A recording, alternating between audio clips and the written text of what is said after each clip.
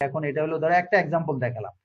এবার পার্টিকুলার কতগুলো এক্সাম্পল করে করে দেখাইছি যেগুলো তোমাদের জানা দরকার খুব। একেবারে ইলেকট্রোম্যাগনেটিক ওয়েভে ট্রান্সমিশন লাইন পড়ছো, অথচ দুই একটা ট্রান্সমিশন লাইনের ক্যারেক্টারিস্টিক্স ইম্পিডেন্স জানো না তা না। আমি কতগুলি ক্লাসে তার নিয়েও দেখাইছি, কোয়েক্সিয়াল কেবল তারের গায়ে লেখা থাকে 50 ওহমস, তারপরে 75 ওহমস বা 300 ওহমস। এই যে এই ধরনের ফ্ল্যাট ওয়্যারের ক্যারেক্টারিস্টিক্স ইম্পিডেন্স 300। তারপরে একটু প্লাস মাইনাস আছে, প্লাস মাইনাস 3, কখনো একটু কম হয় একটু বেশি হয় ফ্যাব্রিকেশনের সময়। তারপরে কোয়েক্সিয়াল কেবল, কোয়েক্সিয়াল কেবল ধরো মনে হয় যে এটা এটা হচ্ছে তোমার RG58, 59। RG58 হচ্ছে তোমার, এটা হলো তোমার প্রায় 50 ওহমস। এই যে 50 ওহমস, এই 50 ওহমসটা কম বেশি হয়। 75 ওহমস যেটাতে আমরা কেবল টিভির ট্রান্সমিশন লাইন হিসেবে যে মহল্লায় মহল্লায় আছে, ওটা 75 ওহমস ইউজ করে। তো এইভাবে ইয়ে করার, এখন এগুলোকে বাইর করার আবার কতগুলো ইকুয়েশন আছে, সেই এই এগুলো কোত্থেকে ডেরাইভ করছে সেটা এখন ডেসক্রাইব করা মুশকিল হয়ে যাবে।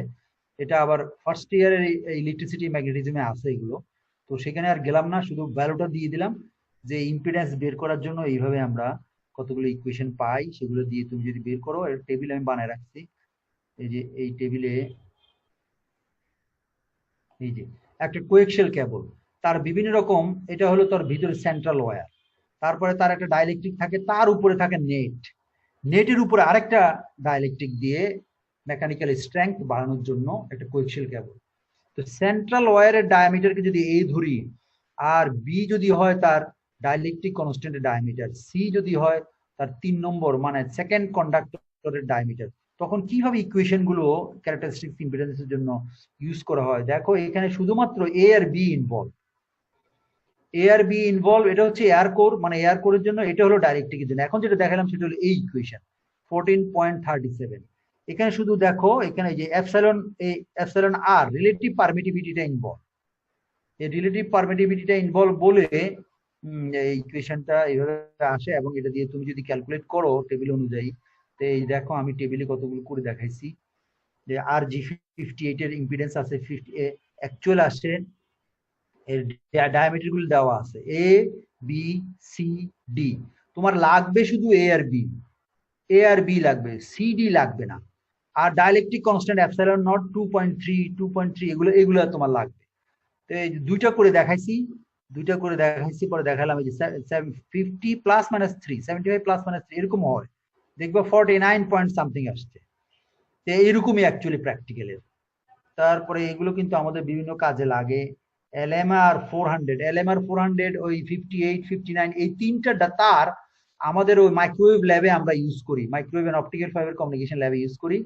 এদের জন্য এই ক্যারেক্টারিস্টিক ইম্পিডেন্স আমি ওদের গায়েও লেখা ছিল এবং আমি তোমাদের নিয়ে দেখাইছিলাম, সেগুলোর গায়ে কিন্তু লেখা আছে 50 ওহমস। তো এইগুলো টেবিল, এটা হলো তোমাদের একটা ইয়ে থেকে নিছি। তাহলে এই যে ডাইলেকট্রিক কনস্ট্যান্ট দিয়ে, ডাইলেকট্রিক কনস্ট্যান্টটা ইনভলভ, এই ডাইলেকট্রিক কনস্ট্যান্ট এক একটার জন্য এক এক রকম, কোনো কোনো মেটেরিয়ালস এর উপর ডিপেন্ড করে এটা দেওয়া হয়। ফলে এটা কিন্তু বলে দেওয়া থাকবে যে তোমার ডাইলেকট্রিক কনস্ট্যান্ট কোনটার কিরকম। তো এগুলো ইয়ে করে টেবিল দেওয়া থাকলে তোমাকে পরে বলা হবে পরীক্ষার সময় যে এটা বের করো ওটা বের করো। তো ক্যারেক্টারিস্টিক ইম্পিডেন্স বের করার এই কায়দাটা আমি দেখালাম, ঠিক আছে, এটা গেল। এটা হলো প্রথম শীটটা গেল। হ্যাঁ, দ্বিতীয় শীট,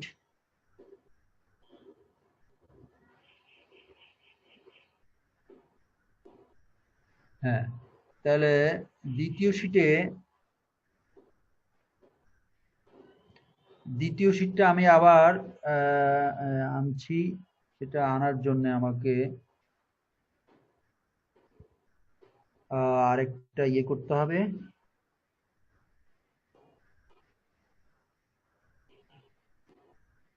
এটাকে নিচে নেই কিভাবে, স্ক্রিন শেয়ার বাদ দেবো নাকি? আচ্ছা, এখন এটা হলো তোমার এই শীট দ্বিতীয়।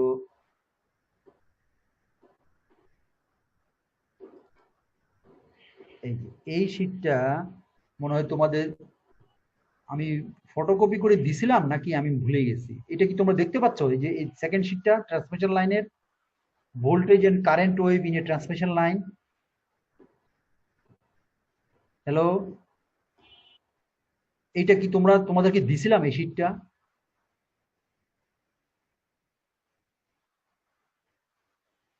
ওই তো তোমার হাতে গেছে ঠিকই, কিন্তু ইয়ে হয় নাই, মানে এটাকে অন্যরা পায় নাই।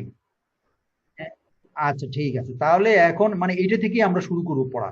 মানে এটাতে বোধহয় আমি ক্লাসে একটু পড়াইছিলাম মনে হয়, না?